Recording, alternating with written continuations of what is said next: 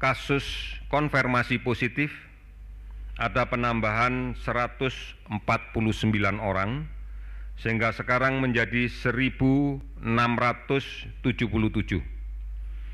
Kasus sembuh bertambah 22 orang, sehingga total menjadi 103 orang. Sementara angka kematian dari kasus konfirmasi positif untuk hari ini bertambah 21 orang, sehingga menjadi 157 orang. Oleh karena itu, saudara-saudara sekalian, gambaran ini masih memberikan bukti kepada kita bahwa penularan di luar masih terjadi.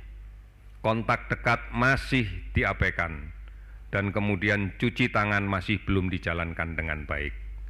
Yang terakhir, saya berharap bahwa kita semuanya harus bisa bekerja sama. Kita harus bisa memastikan bahwa kita mampu berperan secara aktif di dalam kaitan ini.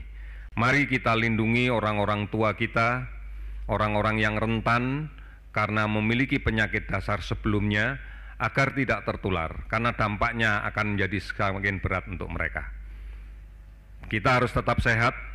Sekali lagi, jaga jarak aman kita dalam berkomunikasi secara sosial, setidak-tidaknya 2 meter.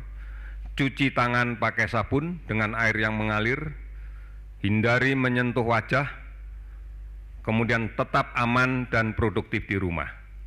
Lakukan cuci tangan pakai sabun dengan air yang mengalir, hindari menyentuh wajah, kemudian tetap aman dan produktif di rumah. Lakukan semua dengan disiplin. Kita tahu bahwa Ramadan sebentar lagi kita akan hadapi. Sudah barang tentu bahwa kita rindu untuk bisa pulang kampung halaman. Namun yang lebih penting, mari kita jaga kampung halaman kita tetap sehat. Oleh karena itu, sebaiknya tidak melakukan perjalanan jauh, sebaiknya tidak melakukan mudik.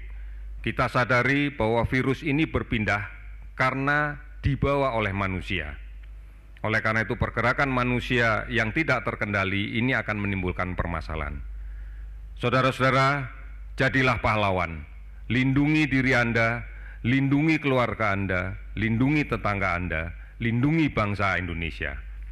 Saya yakin, kami yakin, kita yakin, pasti bisa.